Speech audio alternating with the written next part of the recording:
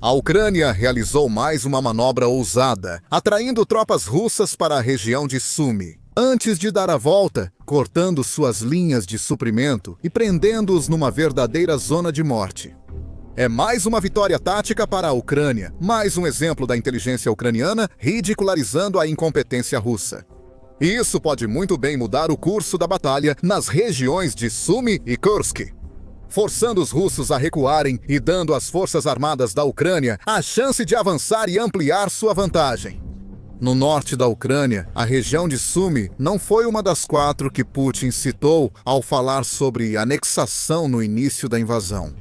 Mesmo assim, as forças russas seguem atacando essa área nos últimos anos. No primeiro dia da invasão, 24 de fevereiro de 2022 confrontos intensos ocorreram em Sumy e arredores, centro administrativo da região. As forças russas avançaram sobre a cidade, mas enfrentaram forte resistência de paraquedistas ucranianos, defesa territorial e voluntários locais armados apenas com equipamentos básicos. Enquanto isso, os russos trouxeram tanques de artilharia e outros blindados com eles. No papel, parecia um confronto desigual, mas a Ucrânia venceu, destruindo uma coluna de tanques russos e forçando as forças do Kremlin a recuarem da cidade e deixarem a região. Mas a Rússia não deixou Sumy em paz desde então. Ela bombardeia regularmente a região, atirando contra cidades e vilarejos na fronteira, matando e ferindo civis e destruindo prédios e partes da infraestrutura civil, como fazendas, escolas e até cemitérios. As forças russas também fizeram várias incursões transfronteiriças durante a guerra, numa tentativa desesperada de estabelecer uma posição na região de Sumy e talvez avançar em direção a alvos maiores, como a própria cidade de Sumy. A maioria desses ataques foi mal sucedida. Mesmo quando a Rússia capturou cidades ou assentamentos na fronteira, a Ucrânia geralmente conseguiu expulsá-los de volta ao início. Tudo de novo. Em 2024, as forças da Ucrânia foram ainda mais longe. Eles não só repeliram os russos, como os perseguiram além da fronteira, iniciando a ofensiva de Kursk e tomando centenas de milhas quadradas de território russo, além de várias cidades e assentamentos. Nesse processo, a ofensiva perdeu força, mas a Rússia precisou empregar muitos recursos e mão de obra para retomar terras, remover minas, reconstruir infraestrutura e mais. Desde então, o Kremlin ficou mais agressivo na região. Putin já afirmou diversas vezes que quer criar uma zona de segurança em Sumy para se proteger de novas incursões vindas de Kursk. E os russos reuniram uma força considerável na região, com alguns relatos estimando cerca de 50 mil soldados no total. A área se tornou muito disputada, e as forças ucranianas precisaram usar todos os recursos com cautela e planejar suas estratégias nos mínimos detalhes para repelir os ataques da Rússia. Mapas táticos ao vivo indicam que o Kremlin controla certas áreas, capturando pequenos assentamentos na fronteira, como Oleksivka, que mudaram de controle várias vezes durante o conflito. Na teoria, essa terra capturada oferece à Rússia uma base para avançar ao sul e conquistar mais da região de Sumy.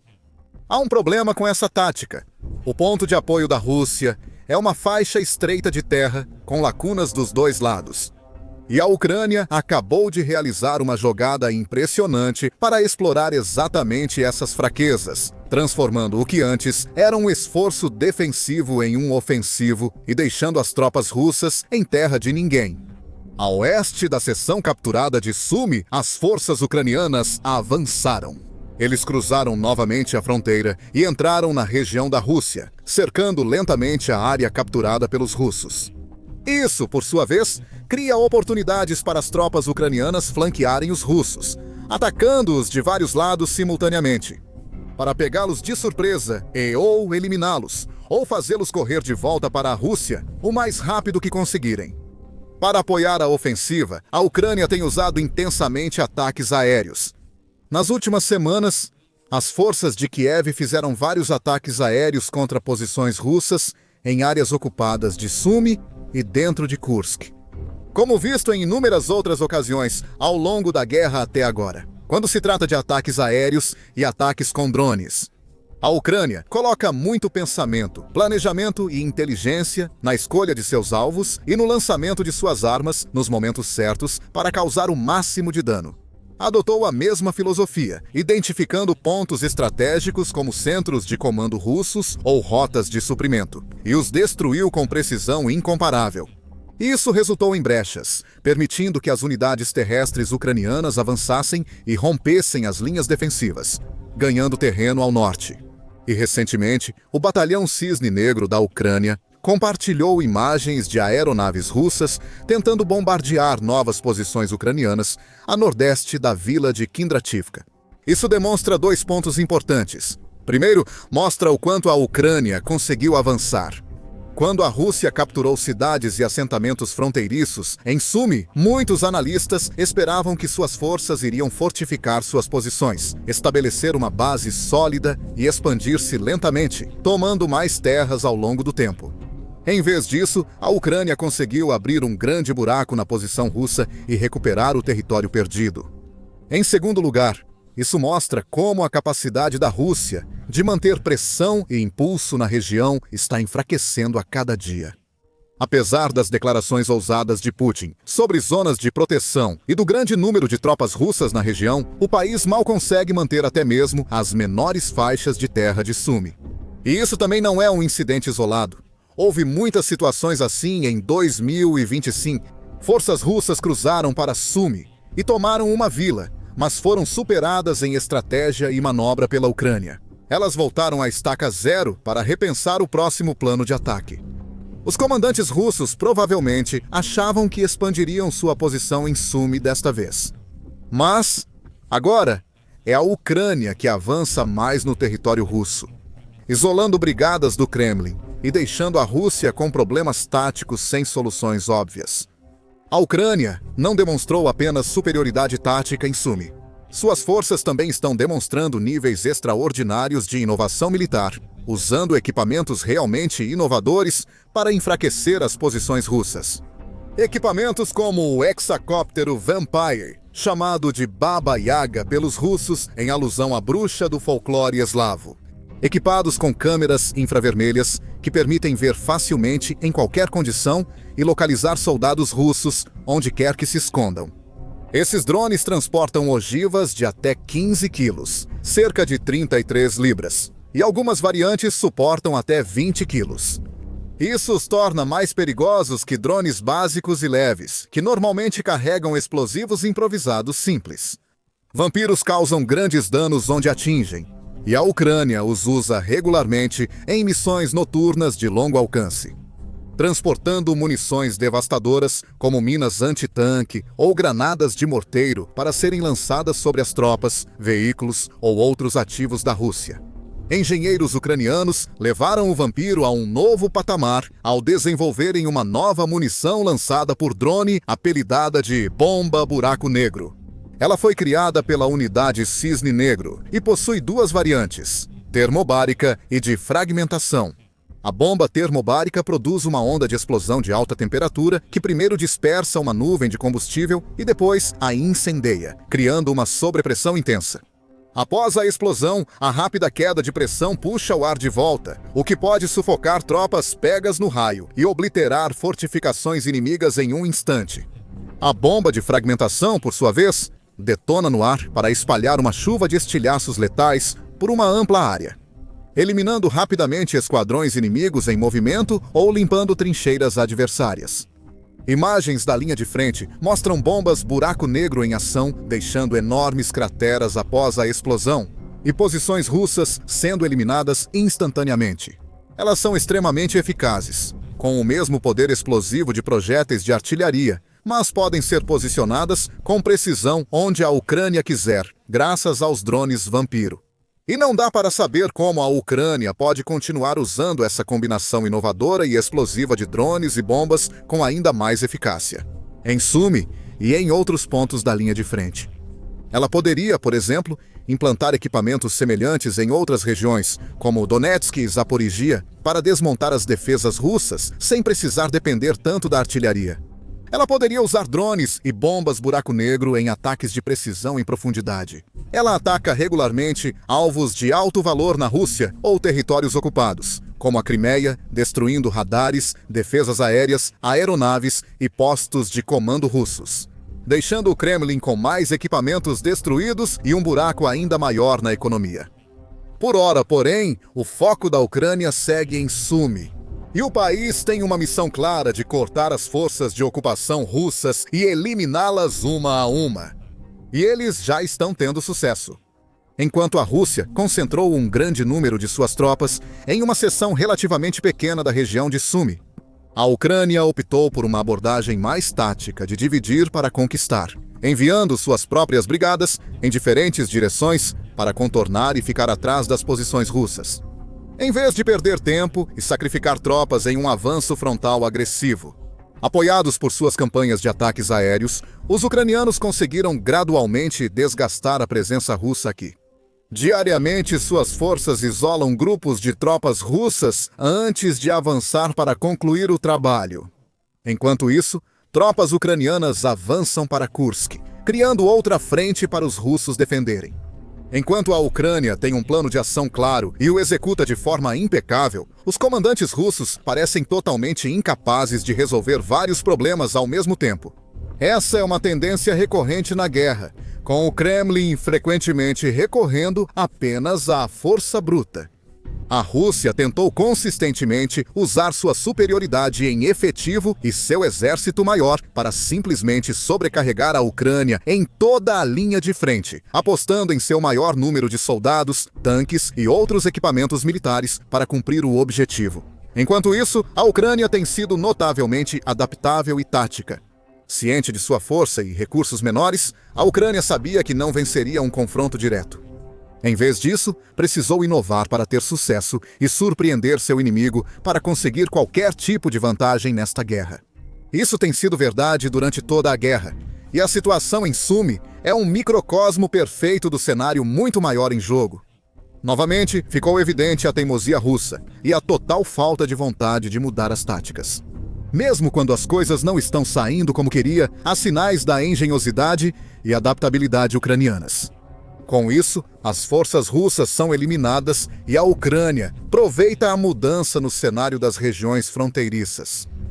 Na verdade, apesar do que os mapas possam indicar, realmente não existe mais uma fronteira clara e definida aqui. A antiga fronteira desta área agora é só uma linha vaga. Para as tropas no terreno, russas ou ucranianas, esse território é apenas uma confusão de povoados, vilarejos, estradas empoeiradas e campos agrícolas com crateras. Não se trata de controlar a fronteira. Trata-se simplesmente de controlar a terra e estar do lado certo do momento. Por isso, a Ucrânia aparentemente deixou a Rússia avançar em Sumy, para depois contorná-los e avançar em Kursk. Tudo isso faz parte de um plano tático maior, que ignora linhas estaduais e fronteiras. E foca, em vez disso, em tomar as terras que mais importam e conquistar as posições que são mais estrategicamente importantes no momento. A configuração do terreno também favorece a Ucrânia aqui. Como mencionado, a região na fronteira entre Sumy e Kursk é majoritariamente isolada e rural. As cidades e vilarejos aqui tendem a ser muito pequenos e dispersos, com alguns sendo pouco mais do que uma única estrada, com algumas casas e prédios de cada lado, separados por trechos de campos, linhas de árvores e terras agrícolas. Com áreas urbanas dispersas, tropas ucranianas encontram passagens nas defesas russas para manobrar e cercar posições inimigas. E em questão de poucos dias, as tropas russas passam de ocupar posições de poder para ficarem presas em zonas de morte, cercados pelos ucranianos e isolados de outras unidades, e sem linhas de suprimento claras, entrando ou saindo para fornecer reforços ou uma rota de fuga, esses soldados têm pouca esperança além de lutar por suas vidas ou levantar a bandeira branca. Se a Ucrânia mantiver essa tática, duas coisas ocorrerão. Primeiro, as vilas ocupadas em Sumy serão libertadas novamente. Oleksivka e áreas próximas, antes zonas cinzentas como Kindrativka, que fontes ucranianas afirmaram ter assegurado em julho de 2025, voltarão ao controle da Ucrânia, com russos eliminados ou forçados a recuar. Isso dará novo impulso moral aos defensores da Ucrânia na libertação de seu país, enquanto deixa os russos coçando a cabeça e se perguntando como erraram de novo. Além disso, a Ucrânia provavelmente não vai parar após libertar Sumy. Suas forças já estão em Kursk, então podem ser tentadas a avançar e repetir suas manobras ofensivas de 2024, tomando terras e assentamentos na própria Rússia, humilhando Putin ao criar uma zona de amortecimento em território russo, quando, segundo o Kremlin, deveria ser o oposto. E todos os sinais indicam que é exatamente isso que vai acontecer, porque já está em andamento. Esmagados pelos bombardeios e ataques de drones da Ucrânia, além de isolados de suprimentos e ajuda, as tropas russas em Sumy, e até mesmo aquelas mais atrás em Kursk, estão se mostrando totalmente incapazes de montar qualquer tipo de esforço defensivo coerente e consistente. Com a Ucrânia agora avançando em tantas posições, a situação só tende a piorar para as tropas do Kremlin. Muitos podem preferir depor as armas e se render ao inimigo do que morrer em bolsões de terra sem sentido. Eles não esperam manter essas posições por muito tempo. Sumy está passando por uma mudança de impulso impressionante. Durante muito tempo, parecia claro que a Rússia avançava. Ela tinha grande força, missão ousada de criar proteção além da fronteira e mais apoio que a Ucrânia. Especialmente considerando o fato de que a Ucrânia também está tendo que lutar batalhas ainda mais ferozes em áreas como Pokrovsk e outros locais na linha de frente ao leste. Parecia que as forças ucranianas só precisariam se entrincheirar o máximo possível, resistir aos ataques inimigos e retardar seu avanço. Enquanto perdiam pequenos pedaços de terra ao longo dos dias e semanas, a Ucrânia rejeitou essa ideia. Para a Ucrânia, cada território importa. Sumy, Donetsk, Luhansk, Crimeia, tudo é valioso e o povo ucraniano defenderá cada parte, até o último suspiro. Eles se recusaram a entregar partes de Sumy ao inimigo e criaram um plano para expulsá-los e impedir seu retorno. Até agora, está funcionando. A luta recua de Sumy e avança para Kursk. Os soldados ucranianos da região conquistaram o respeito e a admiração do presidente Volodymyr Zelensky, que em 14 de setembro usou as redes sociais para agradecer aos bravos defensores de Sumy. Até hoje, podemos afirmar que nossas forças frustraram totalmente a ofensiva russa em Sumy. Os combates seguem na fronteira de Sumy, mas o agrupamento russo nessa direção perdeu a capacidade ofensiva devido às perdas contínuas. Com a Ucrânia continuando a inovar na guerra com drones e encontrando maneiras de virar as probabilidades a seu favor, mesmo quando parece enfrentar desafios intransponíveis, não há como saber até onde ela pode chegar a partir daqui. Os próximos meses podem trazer uma incursão em Kursk ainda maior e mais impactante. Ou a Ucrânia pode preferir libertar toda Sumy de uma vez, antes de reforçar as defesas de fronteira para impedir o retorno da Rússia. De qualquer forma, as forças ucranianas parecem estar realmente em ascensão aqui e em outros lugares, espalhando más notícias para Putin e potencialmente abrindo caminho para um final de ano ainda mais bem-sucedido para Kiev. Agora, descubra ainda mais sobre como a situação está ficando ruim para a Rússia em nossa análise recente sobre como o país tem sido tão comentado. A ofensiva de verão virou um verão de derrotas, com mais de 20 mil soldados perdidos. Veja como Putin e seus comandantes estão tão desesperados que enviam até cozinheiros para morrer na linha de frente da Ucrânia, para lidar com as enormes baixas e perdas que sofreram até agora neste ano. E por fim, não se esqueça de se inscrever no nosso canal e ativar as notificações também, para que você possa ser um dos primeiros a saber sobre as últimas grandes notícias e acontecimentos das linhas de frente da Ucrânia e de outros eventos militares e geopolíticos importantes ao redor do mundo.